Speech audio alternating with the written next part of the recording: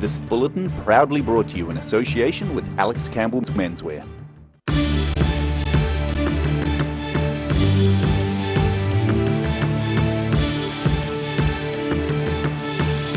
Tonight on The South Today, we chat with a Dunedin MP about the possibility of a change for him as a result of the change in Prime Minister. We're in Dunedin to see what the town's residents think of Bill English taking on the country's top job. And chlorination is about to begin in some southern lakes and central Otago towns, but will it become permanent?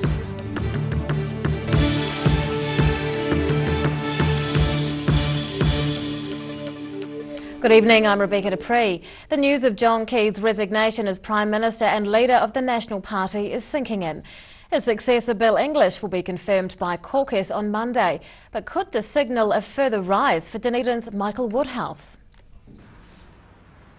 Every dog has its day. It's the same in life and politics. Could the resignation of John Key and Southern man Bill English taking over the party's leadership mean promotion for Michael Woodhouse?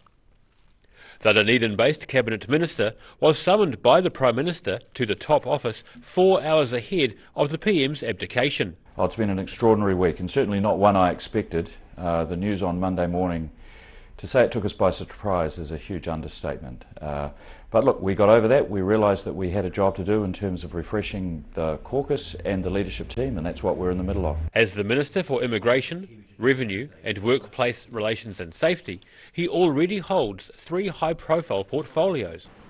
But could Mr Woodhouse have Deputy Leader aspirations? I think firstly it would be a tremendous privilege.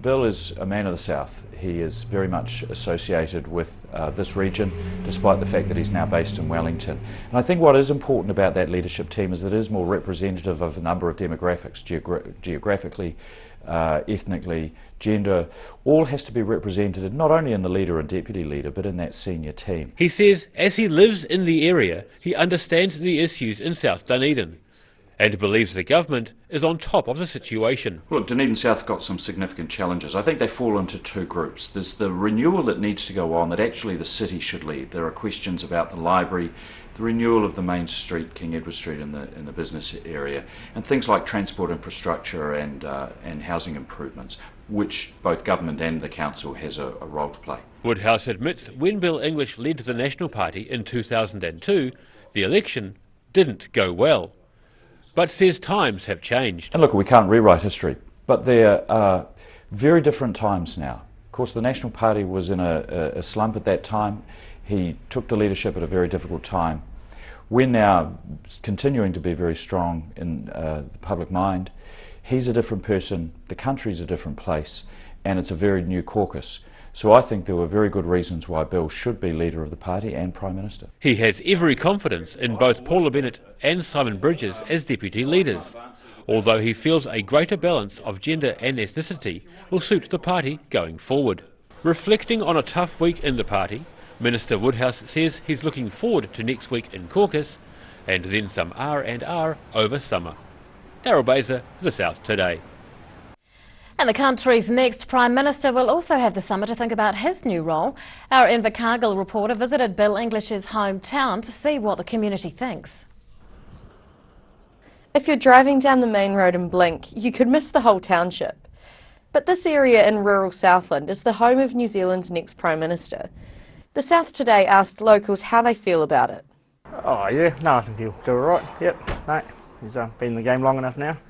I think he'll be all right for the job. I think he's been there and had a go at it. I think now he's learnt a lot since then. I think it'll be great. Yeah, great having a Southlander in there. The area is home to farmers and farm workers. They're hoping English becoming the PM will bring more national attention to the region. It's pretty exciting. I think it'll be good. Maybe exposure for Dipton, which will be good. It seems pretty small, so I think it needs that. Oh, I'm pretty sure he's already been putting it on the map and been there for a few years now, so yeah. Well, he's still got his house here and comes back at times to stay, so yes, it'd be great. Following John Key's announcement on Monday, Jonathan Coleman and Judith Collins threw their hats in the ring for the leadership, but have since pulled out, leaving English uncontested. Dipton residents say growing up in rural Southland has helped him become a great leader. I think with him being, out in the country area, farming, living amongst the farming institution for years, and being from a large family, and he's had to, look after himself. I think we're passionate about most things.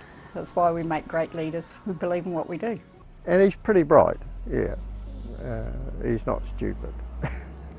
English briefly led the National Party from 2002 to 2003, but this will be his first go on the country's top job. He'll take office on Monday, and now the big question around the leadership is who will replace him as deputy.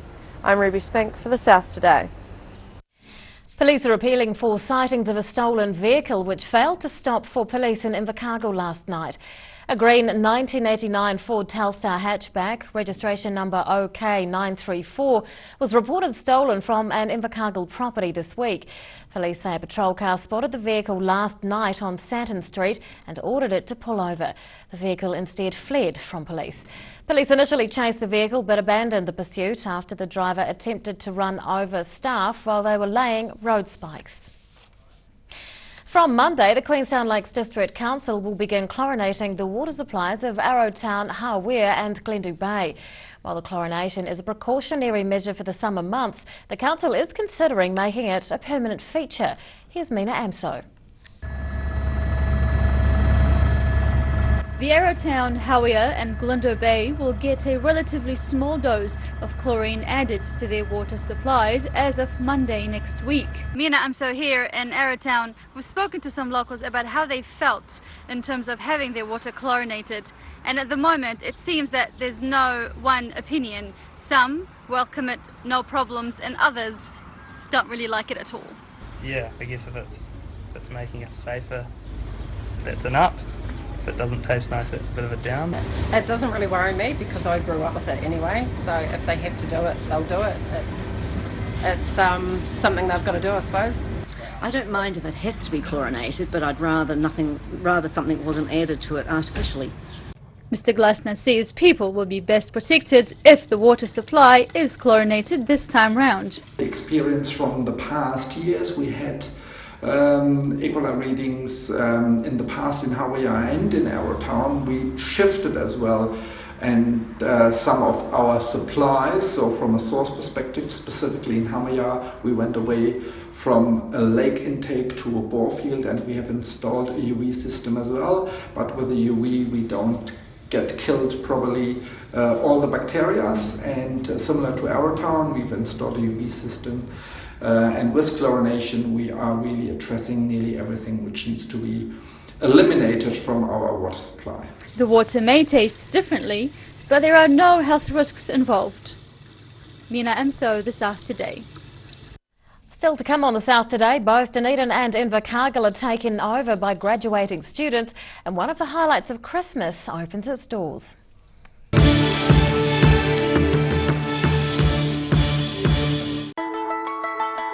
Bring some more joy into your world by adopting one of our adult animals at SPCA Otago. Call now on 473 8252. Please adopt a pet now, they will love you forever. Emu oil has been used for centuries to support joint mobility and tired muscles. Also helpful for supporting healthy skin. Available as oil or in capsules. Go to www.silverhorn.co.nz to order emu oil today. We're at 25 Moray Place at Dog with Tails Cafe and Bar. So we take coffee very seriously. We do what's called contract roasting, so we're creating our own roasting profile and then doing our own blends. We're really focused on the craft of what we're doing. You know, we're going back, instead of going on mass-produced sort of cheap things, we're taking the time to really craft what we're making. Make it so anyone can come here and have a feed and be able to get something they're able to eat or that they want to eat as well. You're kind of getting a taste of cafes from all around the world when you come here.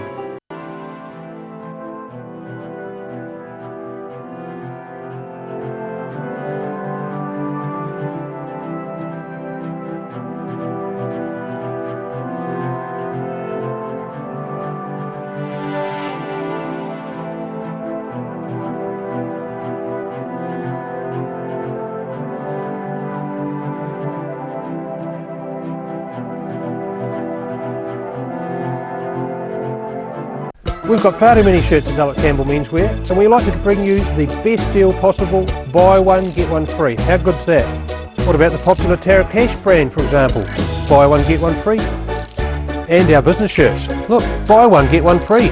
Race in now, because this deal finishes on Saturday. Buy one, get one free on shirts. Every reason, every season, we're proud to dress the region.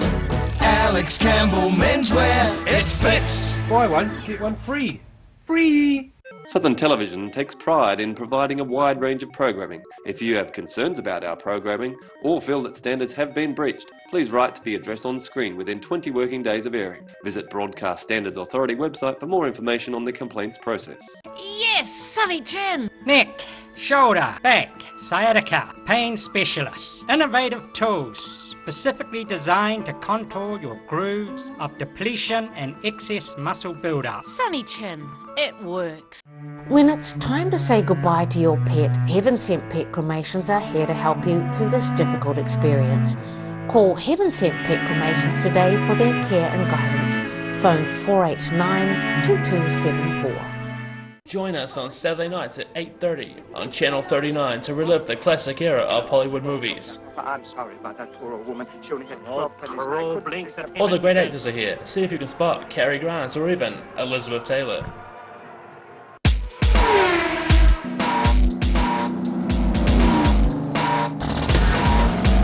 Put your seatbelts on for this one and rev it up. Thursday night is Motorsport Night. Proudly brought to you by multi-award winning Arrowtown.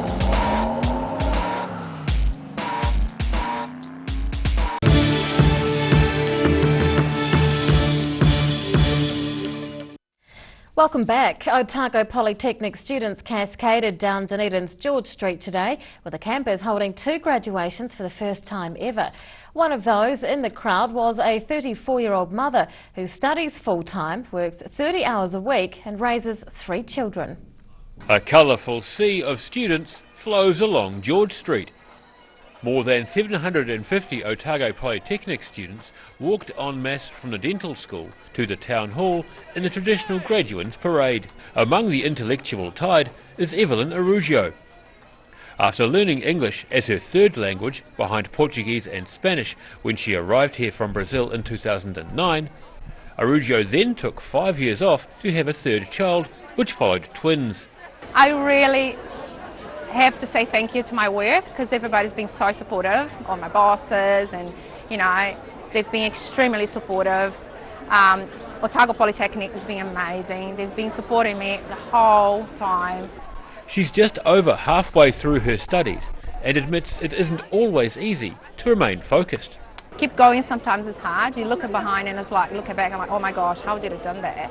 It's just been so hard. But yeah, it's amazing, yeah. On her return to the Polytechnic, she began studying information technology and will continue studying next year for a Bachelor of Applied Management.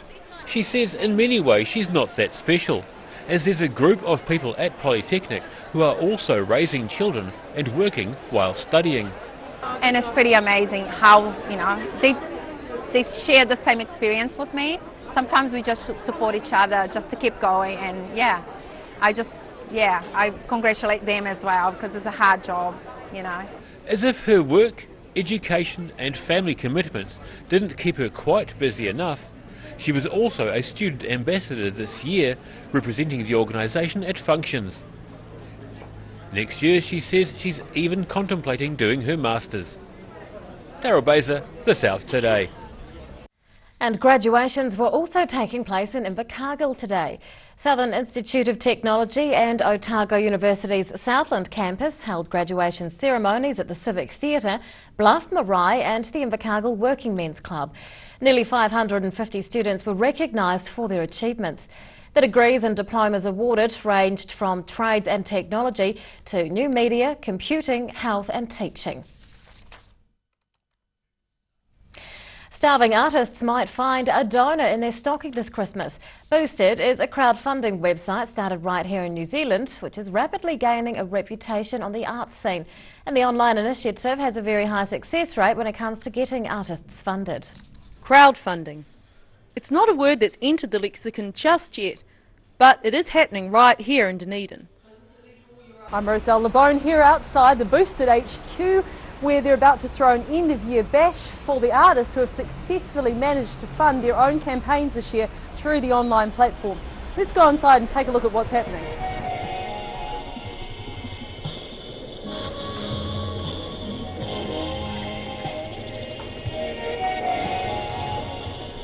Crowdfunding is a modern alternative to door knocking, loan sharks, or the risky business of investing your own capital in something. It may conjure connotations of that old begging letter. However, it's more sophisticated than that. The website Boosted not only facilitates donations, it's empowering the individual to manage their own finances and their own art. And for the donor, there's safety in investing. If you turn out to have bet on the wrong horse, there's a money-back guarantee. Donations are also tax deductible by 33%. We take a 10% fee of whatever's raised. So we always tell our artists just to budget in that 10% fee. But you have to reach your target in order to keep any of that money. If you don't reach 100%, it's all refunded to your donors. I caught up with Boosted Ambassador Dudley Benson, who took me through the stages of a successful campaign. We have an 86% success rate compared to New Zealand's other popular crowdfunding website, Pledge Me, which is sitting just above 50%. We noticed that people who are organised and have a plan for that month, they are part of that 86% success. Benson is himself a musician and a successful graduate of the online platform program. You need to be confident to get over the concern that we as New Zealand artists often have, which is that we're begging. In fact, that really isn't true. People want to support us. People understand that artists are key to the fabric of our culture. He has a message for anyone on the fence about giving.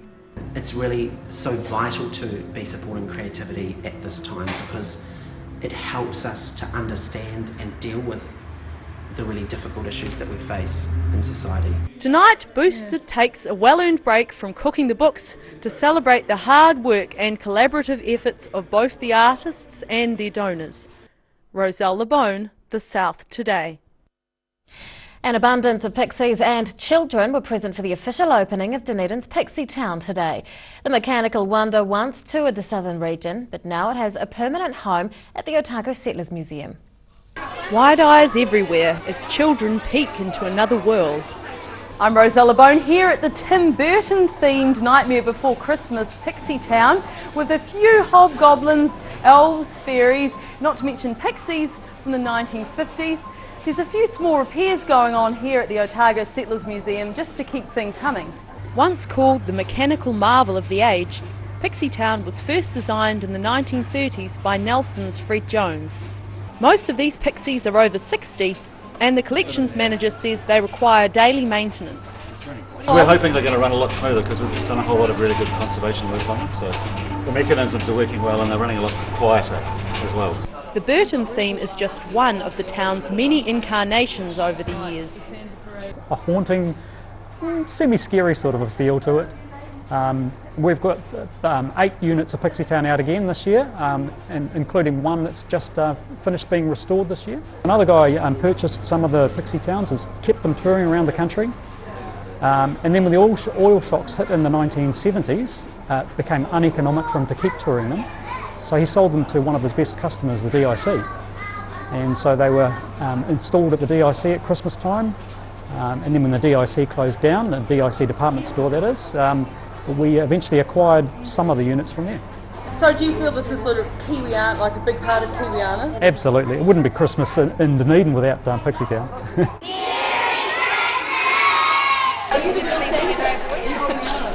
What's the best thing about Presents and Santa. There's the nostalgia factor and a new generation of kids fascinated with how things move. It's really cool. It's the best place I've ever been to. The best place you've ever been to? What's your favourite thing so far? This tractor guy. The barber. He's good, isn't he? So what really keeps Pixie Town up and running year after year? There is no mechanism, it's all magic. That's the story. Yeah. Roselle LeBone, The South Today. After the break on The South Today, building work on Wanaka's new pontoon gets underway, and we'll check out weekend weather, and it's looking wet. Boo.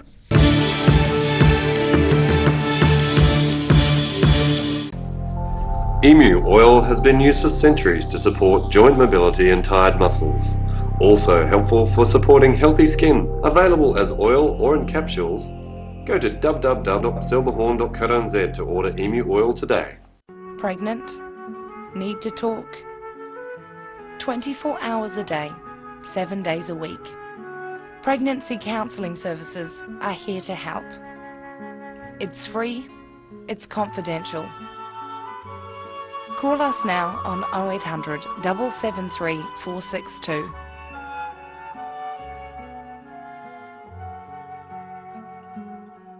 Oh, help! Don't suffer in silence. Call Sunny Chin, Chi Master Body Technician, for structural, muscular, emotional bodywork. Phone 03 4250 606 for all your pain relief. We've got far too many shirts to sell at Campbell Menswear, and we like to bring you the best deal possible, buy one, get one free. How good's that? What about the popular Tara Cash brand, for example? Buy one, get one free. And our business shirts. Look, buy one, get one free. Race in now, because this deal finishes on Saturday. Buy one, get one free on shirts. Every reason, every season, we're proud to dress the region. Alex Campbell Menswear, it fits. Buy one, get one free. Free! Bring some more joy into your world by adopting one of our adult animals at SPCA Otago. Call now on 473 8252. Please adopt a pet now, they will love you forever.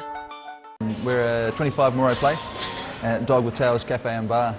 So we take coffee very seriously. We do what's called contract roasting, so we're creating our own roasting profile and then doing our own blends. We're really focused on the craft of what we're doing. You know, we're going back, instead of going on mass-produced sort of cheap things, we're taking the time to really craft what we're making. Make it so anyone can come here and have a feed and be able to get something they're able to eat or that they want to eat as well. You're kind of getting a taste of cafes from all around the world when you come here.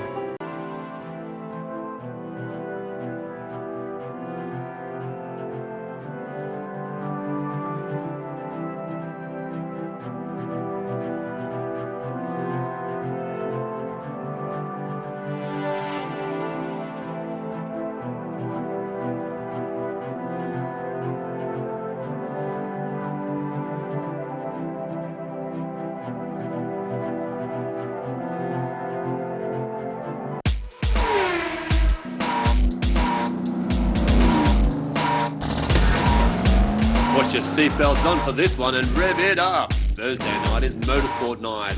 Proudly brought to you by multi-award-winning Arrowtown.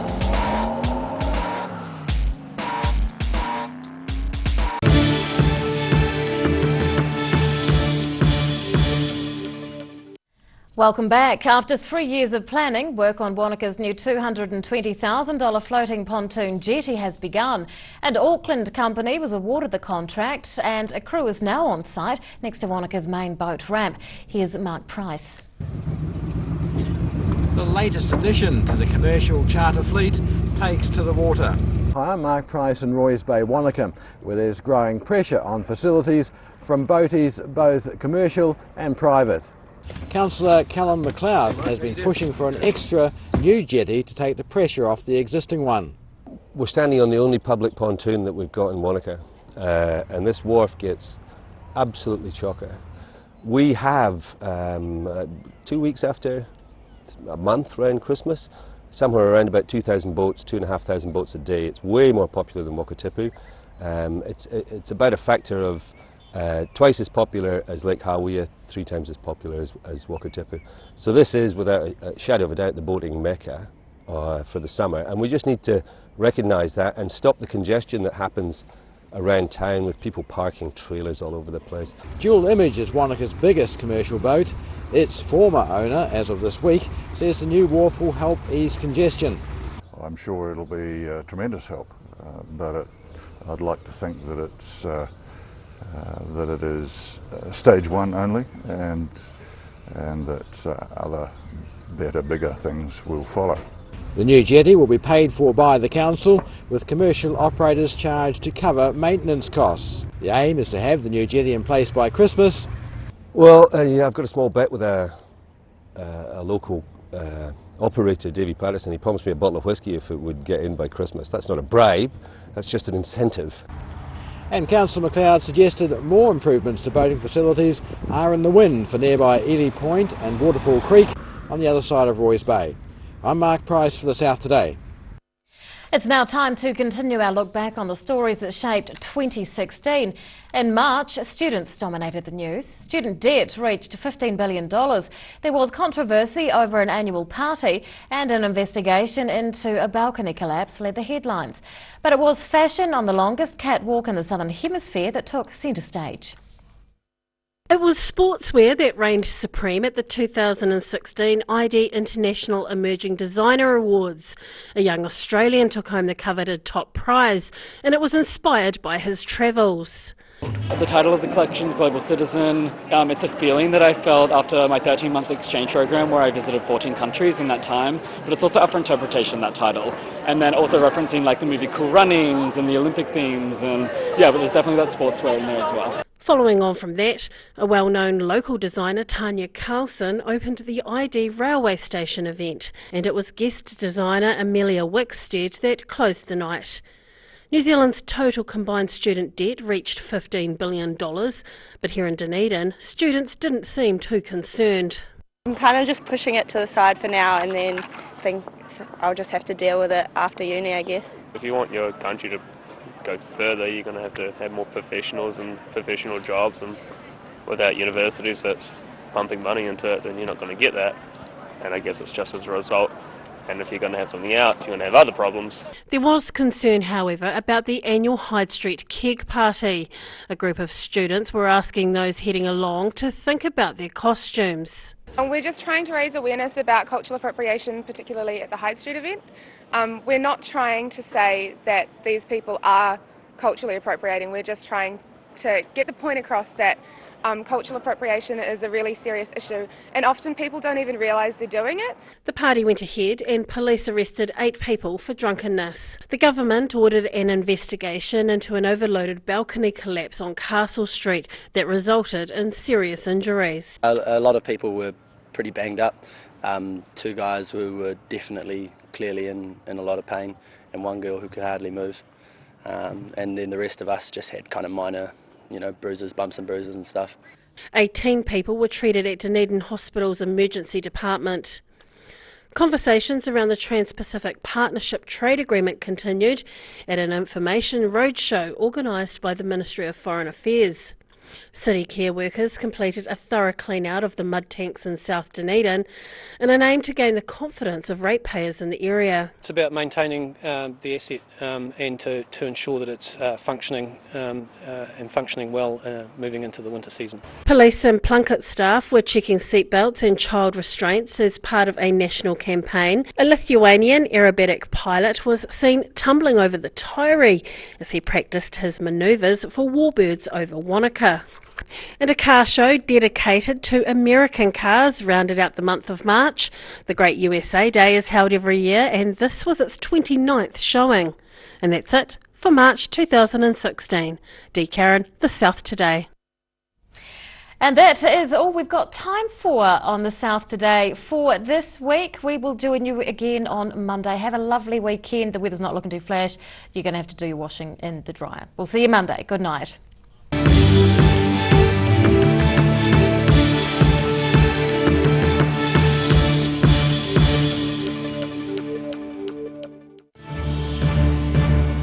This bulletin proudly brought to you in association with Alex Campbell's Menswear.